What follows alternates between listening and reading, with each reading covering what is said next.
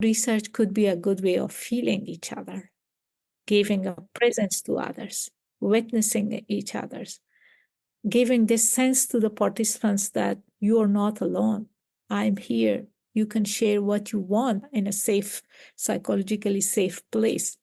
So from my heart, I'm happy that I did this work. And this way I'm thinking that I did something for those who lost.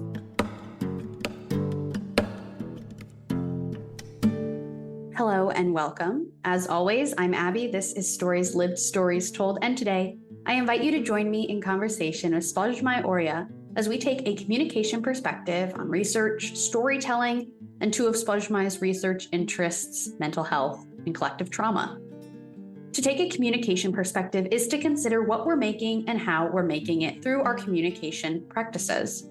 This means that we look closely at patterns, context, stories, and relationships, and that we use curiosity, mindfulness, collaboration, and dialogue to create better social worlds. So whether the topic of today's conversation is familiar to you or not, the hope is that using a communication perspective will reveal new ways of seeing and being.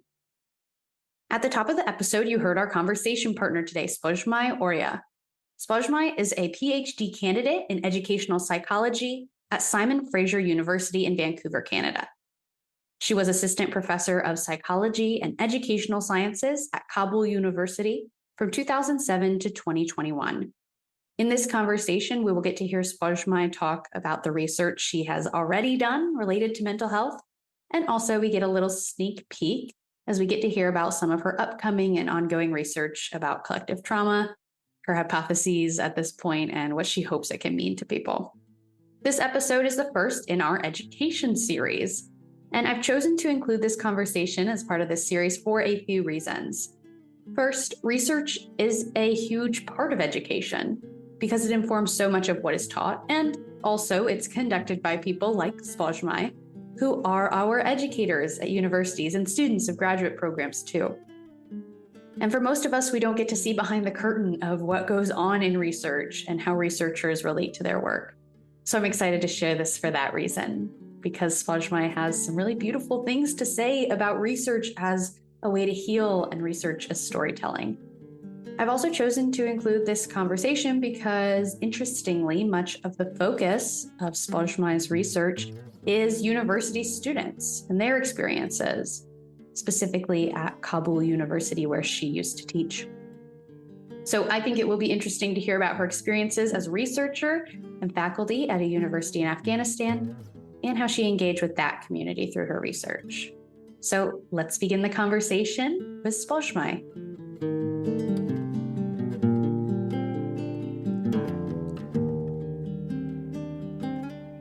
Hello, Spozhmay. Thank you so much for joining me for this conversation today. Yeah, thank you for having me. I'm very excited to learn about you and the work that you do. So to start us off, would you please introduce yourself so that we can know a little bit more about you as we do go into this conversation? Yeah, my name is Spozhmay Oriya, and currently I'm a PhD student in the Faculty of Education at Simon Fraser University in Canada, in Vancouver, Canada. Back home, I was teaching in the Faculty of Psychology and Educational Sciences for past 15 years. From 2007 until 2021. I was teaching both in psychology and counseling departments. And also I had teaching experience in many other universities, public education university and Kabul Medical University. And also I had 1 year experience in American University of Afghanistan in a specific program as a co-teacher. Okay, excellent. Well, that is a great start. I know that we're going to talk about this research perspective that you have today. So I'm curious if there's anything that you can kind of point to in your personality or the perspective you have, the way you were raised, that kind of lends itself to you being a researcher. I guess, what draws you specifically to being a researcher? When I started university in my undergraduate, after 1 year, the civil war started back home. And when the Russian left the country and the Civil War started, and I left the country to the neighboring country with my family, and for 10 years I was away from the university back home. I was only reading books and novels and trying to learn English, and I lost hope for going back to school and university. And after 10 years of living in a neighbor country, when we get back home, and I started my research, my studies. So during that time, I was trying to learn more, because this thought was in me with me that I am 10 years back from because I lost my 10 years to the war and migration. So this thought was with me always, and I was thinking to learn more. And during my undergraduate, when I completed the 3 more years of undergraduate, on that time I was trying a lot, and from that time I was thinking to do more. And after that, when they hired me in the Kabul University from undergraduate, because on that time we don't have lots of master degree and PhD degrees to hire them in the university. So they hired the undergraduate students when they finished their undergraduate. So, and then I was feeling myself like in a hurry to do to learn, and then during that years I started my master degree back home in the Faculty of Education University. And then I did my first research for my thesis and master degree. And after doing that thesis, I find my way. That's what I want through all of these being in hurry and trying to learn. And I learned that, I remember it was in 2011 when I finished my master degree and the research that I did. And after that, I said that, yeah, it's okay. There are many library research that I was doing and my colleagues were doing, but it will be a good way in country like Afghanistan to do a field research, because in everywhere you are seeing the limitation, you are seeing the shortcomings, and no one knows about that. As a general, when you see to the problems in the society, you know that there are some problems. Always I was hearing that, or I was reading some research that Afghans are having mental problems. Afghans have 60% of the people have mental problems, 70% of the people. And I was connecting that and wanted to know that in which parts there are problems, what type of problems people have. So after that, my journey of research started. And every 2 years, or sometimes even every 2 years, I was trying to organize some research application to do a research. And I was thinking that on which places I should do a research, which places there is more need for conducting research. And I was asking this question from myself, that why should I do a research in this specific population or in this field, and for what? And for me, I was happy that I started, and I'm thinking, and because I saw that I was the only researcher that did a field research in Kabul University. And after that, I saw that lots of my colleagues also become interested in field research in the psychology. I know that in other fields people were doing, but in psychology, before that, there was very less field research. And I was happy to see that in this organization or in this field or in this population, there is problem. And we have to find that. And we have to present our finding based on that research for the authorities, that they have the authority to do something for that population. But I felt frustration, and I was not happy that why institutions are not taking serious the findings of this research to make change. But in some parts, some of the institutions that I did research, they asked my findings, and I was happy that maybe they use that. Yeah. So even though there was not a lot of research prior to what you were doing around psychology and mental health, you found that it was still received well by your colleagues and by others? Yeah. But other colleagues also started to do research, field research. Mm-hmm. And also in some of the organizations. Basically, I started my research on students in the Kabul University, specifically when I conducted a research on the mental health status of female university students in the Kabul University dormitory. And after that, when I conducted the research, and I conducted this research for my academic rank as well. And when the deputy minister of the higher education ministry, they have to sign our papers for processing our academic rank. And when he studied that, they called me from their office. They called me and one of my other colleague. She was also conducting a research in education, and they called me and they said that the deputy minister want to have a meeting with both of you. I feel fear that maybe something happened that I did wrong. Why? Yeah. Because I asked my colleagues and they said, no, we didn't receive any call from in our past academic ranks, processing our academic ranks. So I was hesitating to go or not to go. And when I went there and he appreciated a lot my research and said that it's very important. And he said to me that your work is very important and you can give a copy of this to our colleagues that we should do something better for the for the dormitory of the Kabul University.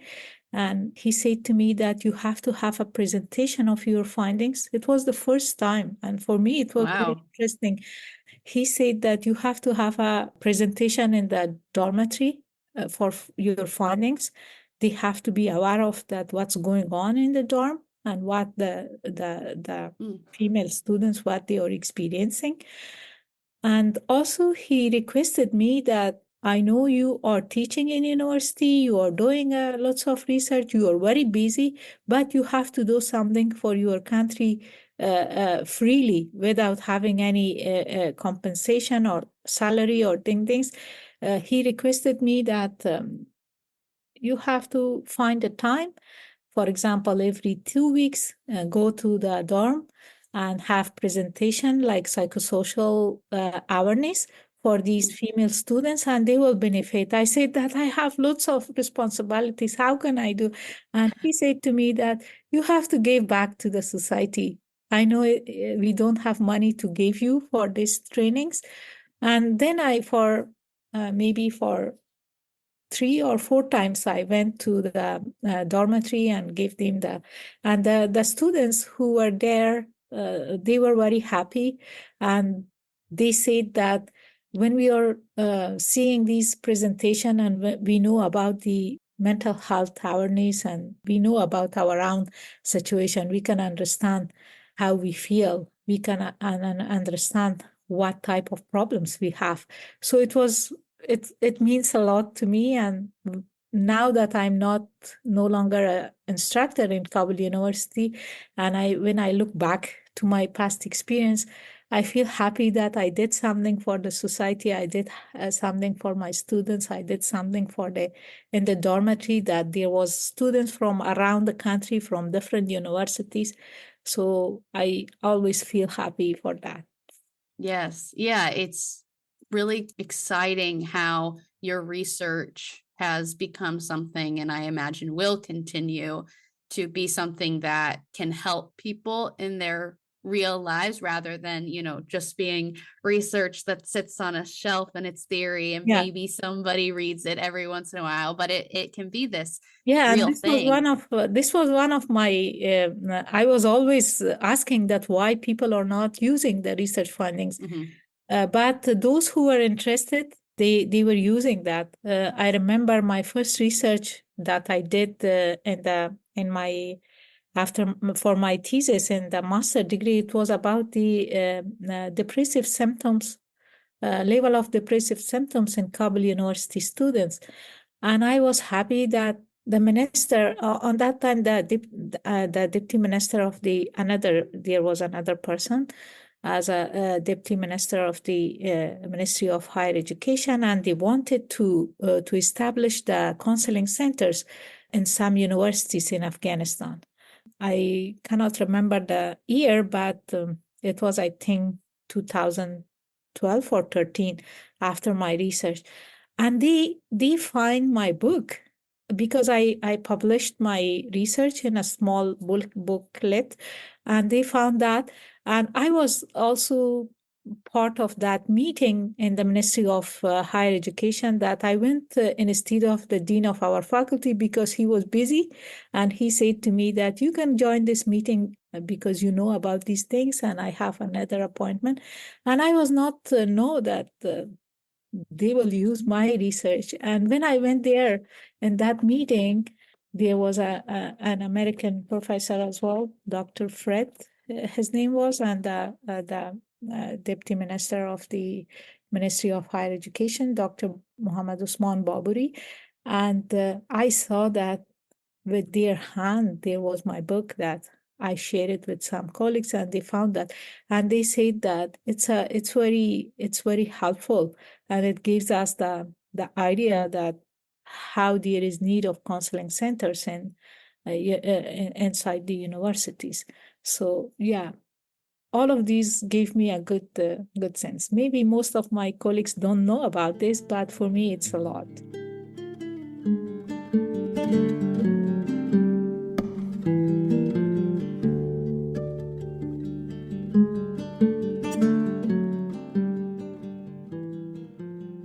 I know that now your research focuses on collective trauma.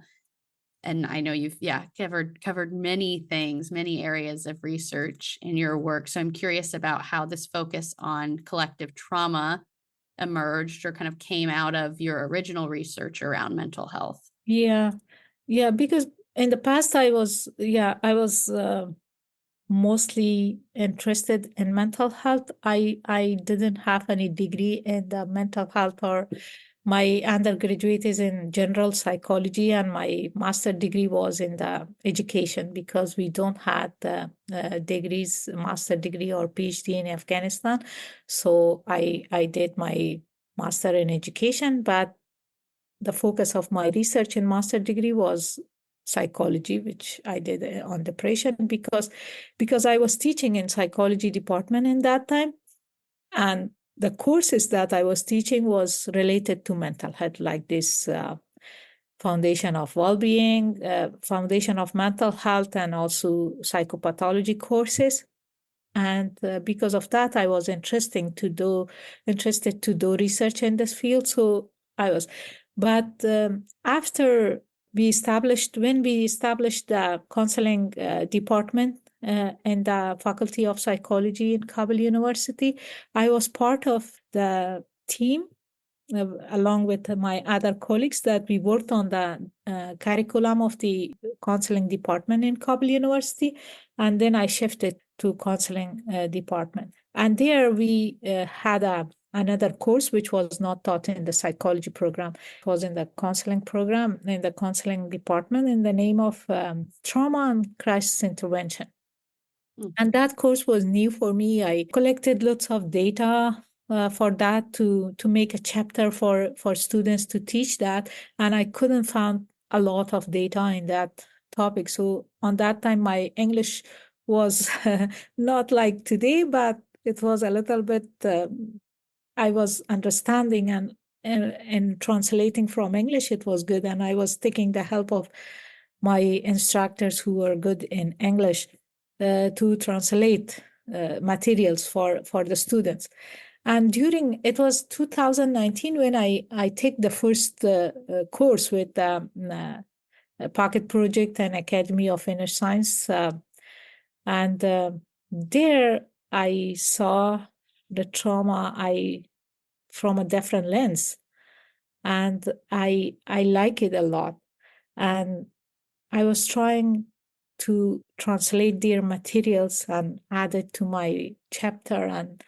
And when I was when I was presenting that to my students, it was very interested for them as well, specifically this collective trauma, because the experiences that we have in Afghanistan, more than 40 years of war in Afghanistan, all of them are collective traumas that people are suffering and people are experiencing, but we didn't saw the trauma from this lens. So after that, I became more interested and get more courses in collective trauma with this Academy of Inner Science. Until now, I'm getting their courses, and they helped me. They gave me the scholarship for their courses, and I'm very thankful of their help. And then I requested them because I wanted to do my PhD in trauma. It was 2019 after the first course that I get with them.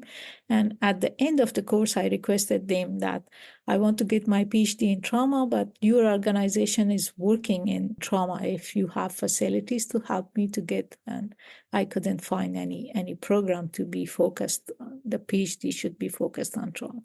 And they said to me that we will find a course for you.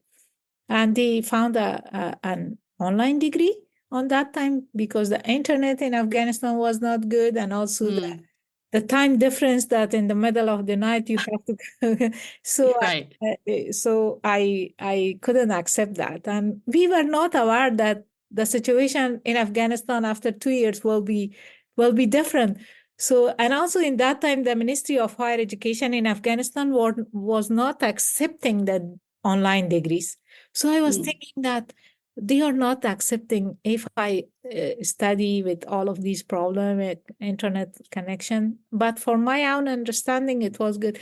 So I said that, no, I cannot accept. And they said that, so you have to wait. We will find a program for you to be in person. And then in 2021, when the situation changed back home, and everything changed, and we as a woman had lots of restriction that you know from the news. So on that time, I received my admission with the help of Pocket Project and Thomas Hubel and his team that is developed this Pocket Project and Academy of Inner Science. And I received 3 months after the change of the situation back home, I received my admission, and on that time I lost my hope. I said that I'm no longer interested to do a PhD or to receive because emotionally I was not feeling well, and I was not in a situation because I lost my hope. I said that in the past 15 years of teaching and learning, I was very excited. I was thinking that I'm doing something better for myself, something better for my students. But now everything finished. I will not, if I know that my colleagues are back home, they are at home and they are waiting for the start of the universities and schools. So I lost my hope, but my family encouraged me, and also the international friends that I had, specifically from the Pocket Project. They helped me to Canada, and also I'm very thankful of the Faculty of Education that provide me this scholarship and this opportunity.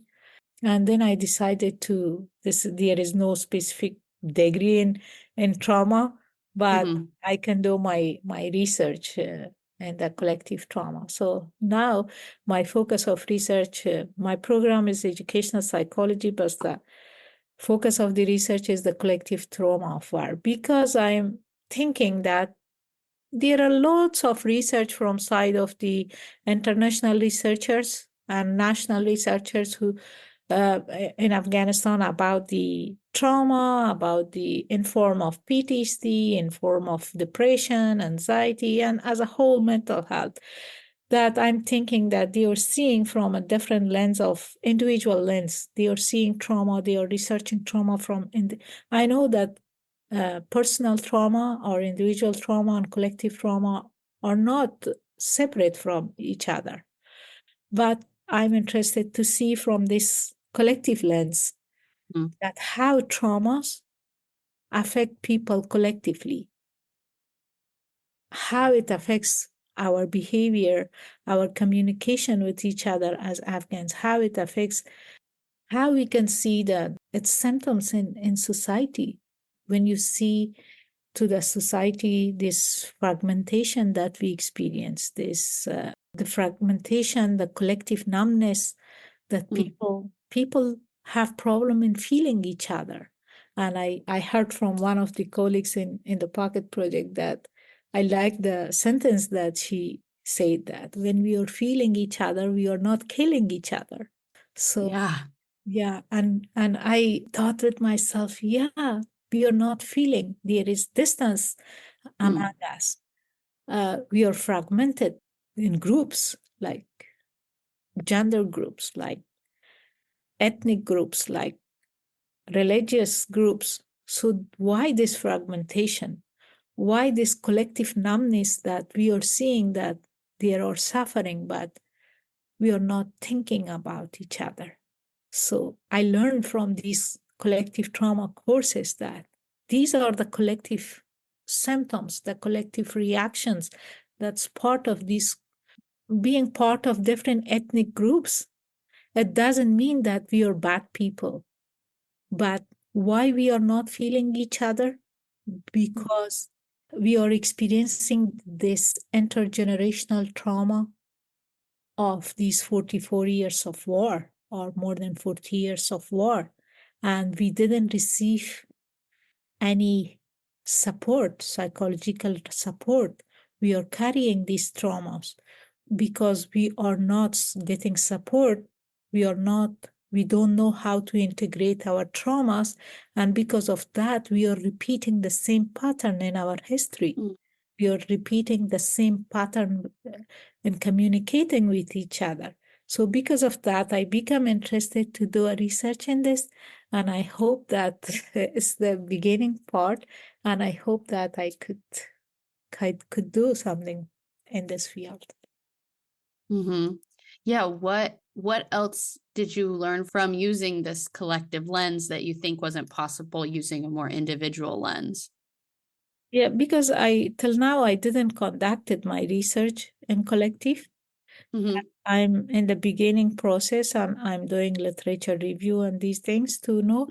But from my past research and the researchers, other researchers that did this individual lens of researching trauma, like they are seeing this depression, anxiety. For example, every research that you read about Afghanistan, they are saying that these 40 years of wars, or more than 40 years of war, affected people, and people are experiencing PTSD, people are experiencing depression or anxiety and these things. So I'm thinking that they are seeing the individual forms. For example, they are doing research in people, or giving them the test, or doing the interviews. They are asking them that how this situation affect them personally. I see that they don't ask them how this all of these situation, this suffering, not only the war situation, the consequences of the war, which is the poverty, which is the bad economic or financial situation of the people, which is the other social problems, domestic violence, and all of these, which I think is the consequences of the war. All of these, how not only affect personally, but how it affected collectively. For example, how it affects their relationship with each other in the family, and also in the society with their friends and relatives, and also in society, what I see. For example, when I ask this question from myself, I can see there is we cannot separate this. There is a relationship between the personal and individual collective trauma, but I want to see it from this lens, that if I ask this question from myself, these war, these social problems, all of these affect me personally. But I'm part of this society, I'm part of the country, and when I see back to the whole as a whole, when I see this collective numbness as a whole, I see this collective fragmentation, that people are fragmented, separate from each other. They don't see you as a person. They see from the first impression will be that from which to which ethnic group or you belong, or what's your religious. So I'm thinking that these are the separation, these are the fragmentation as a result of these collective symptoms of collective trauma that I'm thinking. Or maybe I'm wrong. I will see it through research. Right, that's the hypothesis. Yeah.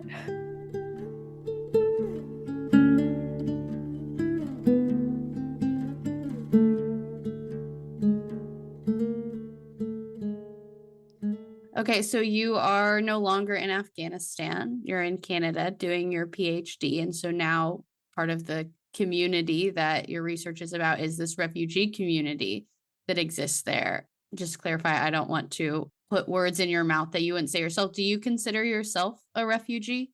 I came as an international student here, but I think that if I was coming to study maybe 5 years ago or 4 years ago, the situation was different for me. And in comparison to now that I came with a different situation as a student here. So I think it's okay to say this. Yes, I just wanted to clarify how you see yourself. Yes. Okay. So yeah, even as you're in your role or one of your identities as an international student, you're still focusing your research on this community of refugees. What are you hoping that they can take away from your work? What are the implications of your research? I know maybe you can't speak to that just yet. What are your hopes for it, though, as you embark on this research? So with the change of the situation back home, I saw lots of changes in communicating with people.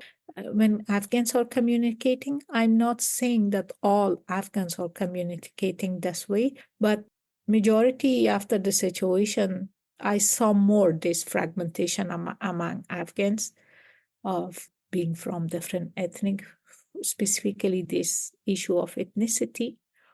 And because of that, I wanted to do this collective trauma because people think that some people who are after this change of the situation, they think that maybe this ethnic or that ethnic, they are blaming each other. They are blaming, we are blaming, not they, we are blaming each other that this ethnic group had more hand in the destruction of the country or the destruction of the. But I'm saying that no, we as Afghans, doesn't matter to what ethnic groups we are belonging, what are our religions, what are our genders, we all are suffering. One thing that we share is the suffering of all of us due to this war and our unprocessed traumas. We are carrying it. If we are going to any country of the world, we are carrying our traumas with us. And if we are not paying attention to those traumas, we are not integrating, it is intergenerationally will transfer. And we are carrying this, not only this trauma of war, we are carrying the intergenerational trauma from the past 44 or more than that years.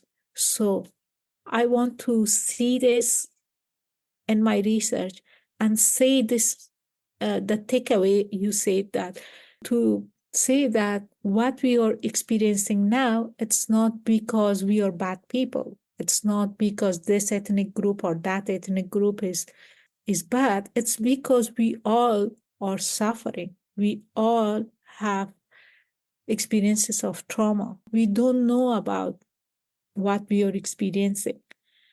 I don't want to talk much about my research because it's in the beginning. I don't know much about that. Sure. But the main part is that with this lens, I want to enter my research questions. And the big part or the big message will be this, that it's not that we are bad people, or I think that this blaming of each other, this fragmentation, this separation, this collective numbness, all of these are part of the traumas, collective traumas that we experience. And these are the symptoms of these collective traumas that we experience. And I want to say that we all are suffering this. One thing that we all Afghans are sharing is the suffering, the shared trauma that we experienced. And we didn't work for that. We have to feel ourselves, we have to feel each other. As I already said, that if we are feeling each other, we will not killing each other. Yes. No, what you're saying makes sense to me and makes me go back to the idea of stories and how that relates to your research, because I see your research as its own form of storytelling, especially maybe a qualitative research. But I almost see it through this lens also of this kind of old story that's been told is this one of fragmentation and ethnic differences that keep people divided. And the kind of new story, I would say, that you're trying to tell is one that kind of overcomes that. And like what I hear you saying is acknowledging this collective suffering that's going on that unites people and kind of emphasizing that more than the differences. Yeah. Mm-hmm. Can you tell me more about the storytelling that you experience in your research? Yeah, because the first time that I learned about research and I conducted my first research, it was mixed, the quantitative part, and I saw the level of symptoms, depressive symptoms in university students, and I found that 65% of the Kabul University students on that time had depressive symptoms. And then part of that research, I conducted some interviews as well with students. And when I conducted interviews with students and listened to their stories and shared that what they are experiencing or how they are affecting what they are feeling. So on their stories was speaking with me more broadly than the quantitative part of the research that I received. So their stories always was in my memory, in my mind. And when my research finished and I had a presentation, mostly people talk about that. Oh, 65% of the students have depression, and we have to do something for these students inside the universities. But I was thinking that what it means, this 65, what it means, this number. And when I was asking this question, the stories that the students told me that about their suffering, about their thoughts, about their feelings, that stories was coming behind of that number. But I don't say that quantitative research is bad or qualitative is good. Of course. I'm not saying that. I'm saying that in psychology, qualitative research is better because you are seeing, you are learning more about what's behind the number. What is the meaning of true suffering of people? If you are giving a test, depression test or anxiety test or stress test to a person, and she or he tick marks the questions, and you will calculate that and you will get a number, it's okay. You will get as a whole, you will get an impression. But listening to their stories, you will see. And you will not blame the people. You will not label the people when listening to their stories that they have PTSD or they have depression or they have anxiety. You will see that the suffering and what can be done. And I think that hearing to the stories itself is healing. Mm-hmm. And in a country like Afghanistan, that people don't have these opportunities of receiving psychological help, listening to their stories could be a good way of self-regulating, could be a good way of healing. And after that I became interested, and after that till now I'm doing more qualitative research, because you learn more. And it has its limitation as well, that as a researcher you will be more suffered, you will be listening to more suffering of people, and you as a researcher you have to pay attention for your own self-care. Yeah, you referenced this number that 65% of the students are depressed, and it makes me think of what I would call meaning making in, you know, this process, and that you are collecting these individual stories, or you're collecting data, and then as a researcher, part of your job is to make meaning around it. Yeah. Decide, what are the implications of this research? What does it mean for us going forward? Yeah, and after that I thought that research could be a good way of listening to people. Research could be a good way of giving presence, giving sense, and giving this sense to the people that I'm with you, I'm presencing with you, I'm seeing you, I'm sensing you, I'm witnessing you. And after that, when the attack took place in Kabul University in 2020, and we lost, unfortunately, 22 of our students, and lots of the instructors and the whole university was suffered, but mostly the students, because they are younger one and they don't have the experience of how to help themselves. I thought that maybe I can help through research this thing, to help them through listening, because I thought with myself, after the attack, I had some group debriefing with my colleagues, female instructors, and also when I went to the classes, 3 classes that I had, and I listened to the students, I had group debriefing with them, and there I felt the depth of the tragedy, that how they are suffering. They need someone to help, to listen to them, to debrief with them, to talk, to listen to their thoughts and feelings. They should vent their emotions. They should release their emotions. And then we had very less psychological support inside the university. The counseling center was newly established. We don't have lots of psychologists. So I thought with the huge population of students that we had in Kabul University, how to help. I was part of my colleague suggested to the faculty that we have to develop a crisis intervention team. And we developed that team from our students from psychology and counseling departments and also other departments. And they were going to different faculties and talk with students and help them to where to they can get help. And it was a good initiative. This crisis intervention team was the first that we developed, but we couldn't keep it. Another private organization after that they started. But I thought with myself that there is a stigma related to receiving mental health support in in Afghanistan, and like any other countries.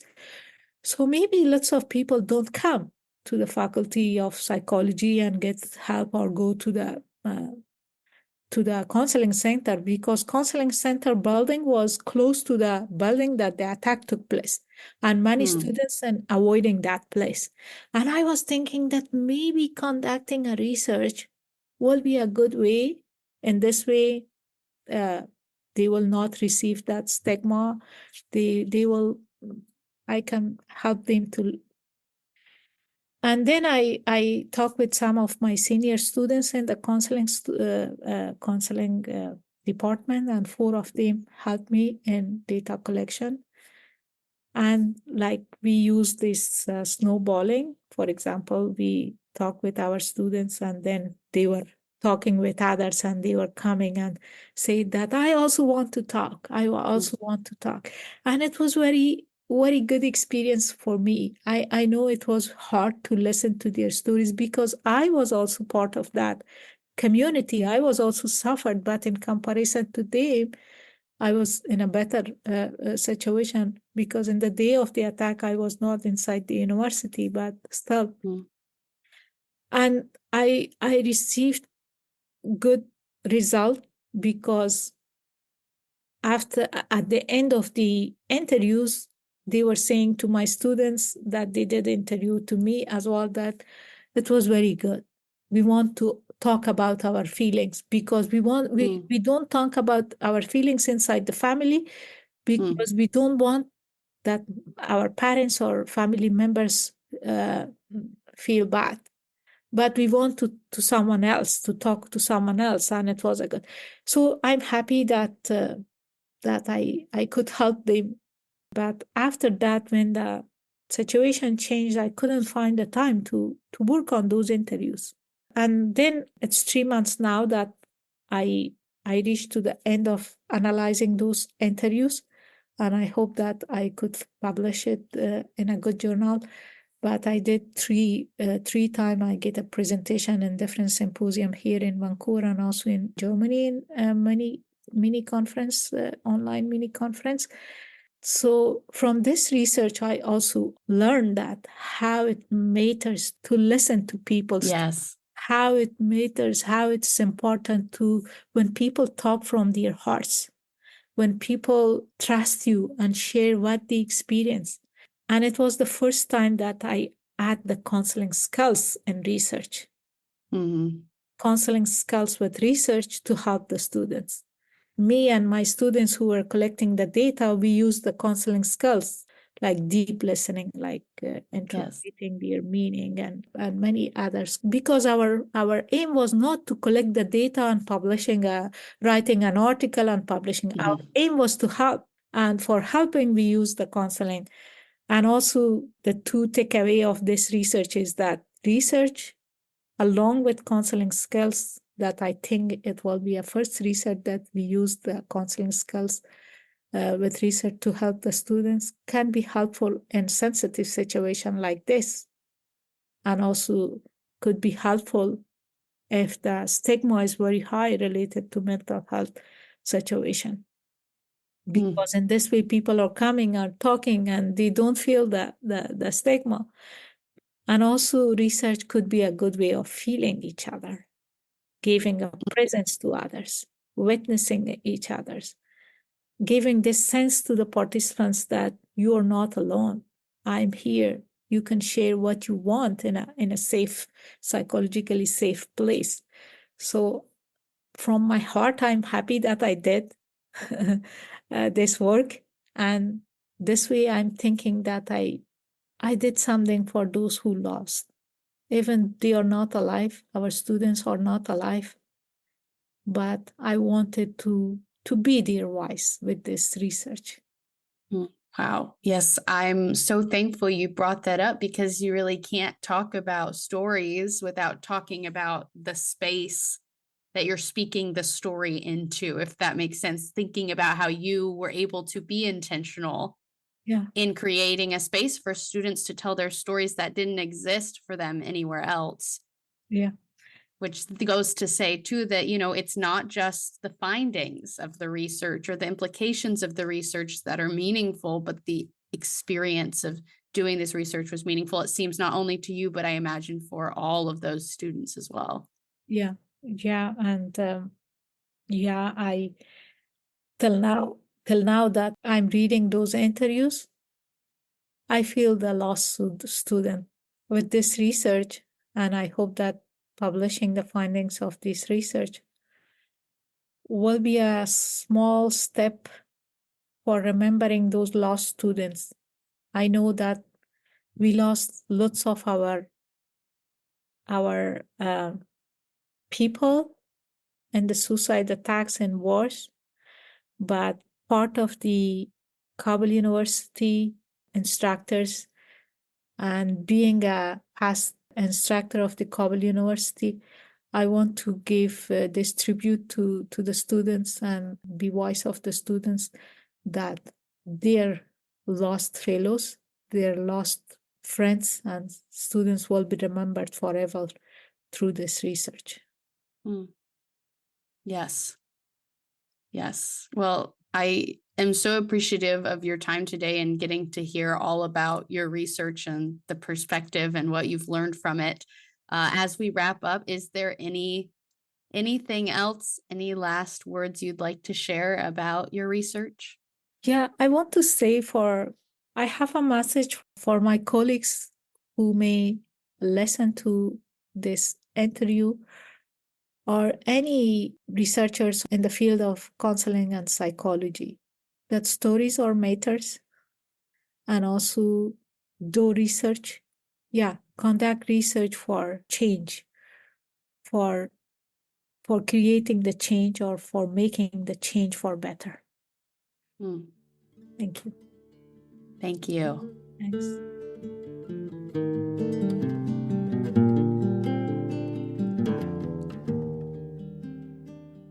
Okay, that is all for our conversation with Spozhmay. At the end of each episode, I like to offer questions to reflect on, which act as a next turn for us, so the conversation doesn't stop when the episode does. Today, I really just have one question for us to be reflecting on, and that is, how can research help us change the stories we tell about ourselves, our mental health, and our shared trauma? If you weren't convinced before, I think after this conversation, it's really apparent how much research can mean for us and what we can learn from it, how we can make real change from it. So I'll be curious to know what your reflections are on that question, how you see research working in your own life to teach you things. You're welcome to reach out to me to share those reflections, as well as any of your own questions or ideas. You can do that through email, the website, or by commenting on Instagram and YouTube. Links to all those places are in the show notes. The reason I invite you to share your reflections with me is to stay in dialogue. Other great ways to keep dialogue going are to follow the show wherever you listen, leave a rating and review, and most importantly to me, share this episode with someone you would like to invite into the conversation. I am always supported by the CMM Institute for Personal and Social Evolution. This podcast is just one of many initiatives that they are involved with, all of which have the goal of creating better social worlds. You can learn more about the CMM Institute and our other initiatives at the links in the show notes. Thank you for showing up. Thank you for being curious. And thank you for being a part of this story. I'm Abbie, and this is Stories Lived, Stories Told.